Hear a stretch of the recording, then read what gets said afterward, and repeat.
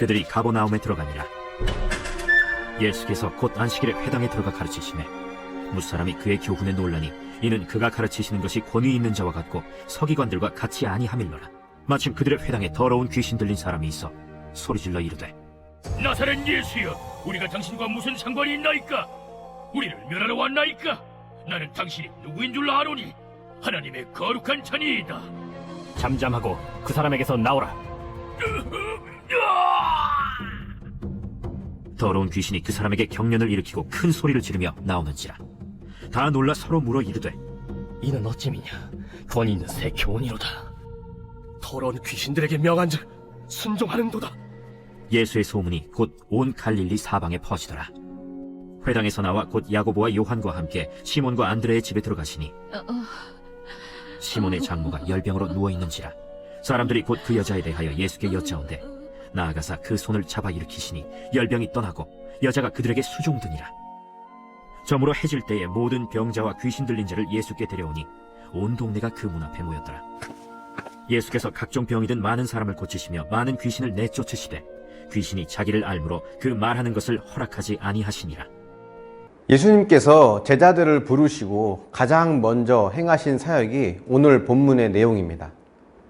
회당에 들어가셔서 귀신을 쫓으신 사건인데요. 이 사건은 앞으로 예수님의 사역이 어떻게 진행될 것인지에 대한 큰 그림을 보여주고 있습니다. 회당은 종교의 중심지라고 할 수 있죠. 안식일이면 그곳에 모여 예배를 드리고 말씀을 낭독합니다. 경건한 유대인들이 모여 하나님을 찬양하기도 합니다. 바리새인, 서기관, 종교 지도자들이 그곳에서 사람들에게 율법을 가르치기도 합니다. 그런데 그곳에 예수님이 방문하시자 귀신 들린 자가 정체를 드러내기 시작합니다. 예수님이 가시기 전까지 그 귀신은 회당 안에 있으면서도 전혀 불편함을 느끼지 못했던 것 같습니다. 그런데 좀 이상하지 않습니까? 회당에 귀신이 있다. 당시 회당은 오늘날로 말하면 교회라고 할 수 있는데요. 즉 교회에 귀신이 있다?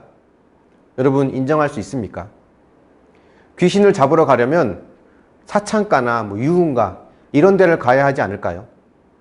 근데 예수님은 귀신을 잡으러 회당으로, 즉 교회로 가셨습니다.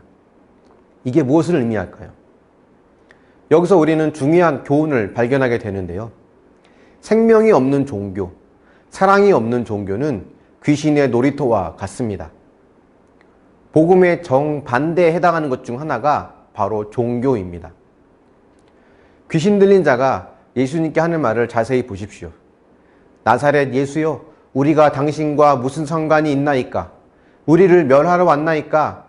당신이 누구인 줄 아노니 하나님의 거룩한 자니이다. 여러분, 이 귀신의 고백 중에 틀린 말이 있습니까? 귀신은 예수님이 누구인지, 그 예수님이 하나님의 거룩한 자라고 분명히 알고 있고 고백하고 있습니다. 그런데 그 귀신은 자신이 예수와는 상관이 없다는 것을 또한 알고 있습니다. 어쩌면 오늘 우리의 신앙 수준이 이 귀신의 수준에 불과할 수 있다는 것을 우리는 알아야 합니다. 종교적인 행위와 의식은 잘 하고 있고 예수님이 하나님의 아들인 것은 잘 알지만 정작 예수님과 상관없는 삶을 살고 있다면 그 신앙과 그의 고백은 귀신의 수준과 다르지 않음을 알아야 합니다. 그런 귀신의 수준에 불과한 성도를 우리는 명목상 그리스도인이라고 부릅니다.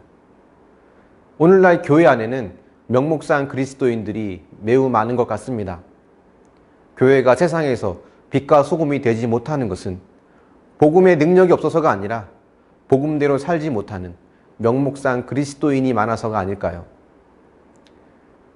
그리고 예수님은 그 귀신 들린 자를 고쳐주시고 베드로의 집에 들어가십니다.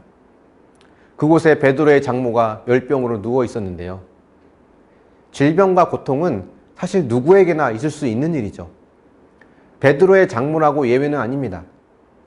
중요한 것은 그 문제를 주님께로 가지고 오느냐, 주님께 내 문제를 맡겨드리느냐입니다. 우리의 삶에 고통이 앞으로 없을 것이다 라고 성경은 말하지 않습니다. 예수를 믿는다고 고난이 없다고 또 성경은 말하지 않습니다. 중요한 것은 예수님께 그 문제를 가지고 나오느냐입니다. 오늘 본문에 보면 온 동네 모든 병자와 귀신 들린 자가 예수님께 모여듭니다. 예수님은 그들을 모두 치료해 주시죠. 이것이 예수님의 마음입니다.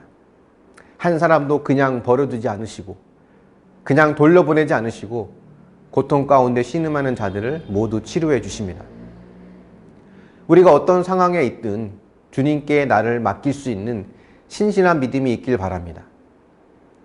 또한 종교적 의식을 다하는 것으로 믿음이 크다고 착각하지 않고 주님과 상관 있는 삶을 살 수 있길 바랍니다. 그것은 그분이 누구인지를 정확히 알고 그분의 말씀대로 살아내는 것을 의미합니다. 물론 실패하고 넘어질 수 있습니다. 하지만 그럼에도 포기하지 않고 그분의 뜻에 순종하려는 자세를 견지할 수 있길 바랍니다. 그때마다 주님께서 손 내밀어 나를 도우시고 치료해 주실 것을 믿으시며 주님과 상관 있는 믿음의 사람이 되기를 축원합니다. 묵상해 보십시오. 종교 행위가 믿음이라고 착각하지 않았습니까? 혹시 귀신의 고백과 같은 수준에 머물러 있지 않습니까? 매 순간 주님을 의지하며 도우시고 치료해 주실 주님을 신뢰하며 그 주님을 찾고 있습니까? 기도하겠습니다.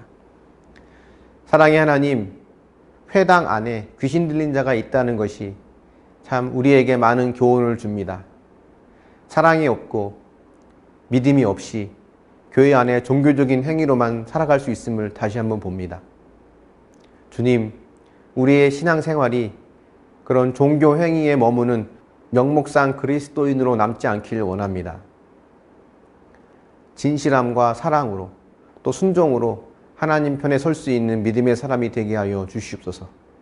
머리로 지식으로만 아는 귀신의 수준의 믿음이 아니라 나의 삶을 주님께 온전히 내어드리는 참 믿음의 사람이 되게 하여 주시옵소서. 명목상 그리스도인 되지 않길 원합니다. 말씀대로 살다가 혹 실패하고 넘어지더라도 다시 일어서서 주님께 손 내밀 수 있도록 함께하여 주시옵소서. 주님께 찾아오는 그 어떤 사람도 그냥 돌려보내지 않으시고 외면하지 않으시는 주님의 마음을 우리가 믿습니다. 그 주님께 달려나아가고 나의 모든 걸 내어드릴 수 있는 참 믿음의 사람이 되게 하여 주시옵소서. 감사드리며 예수님의 이름으로 기도합니다. 아멘.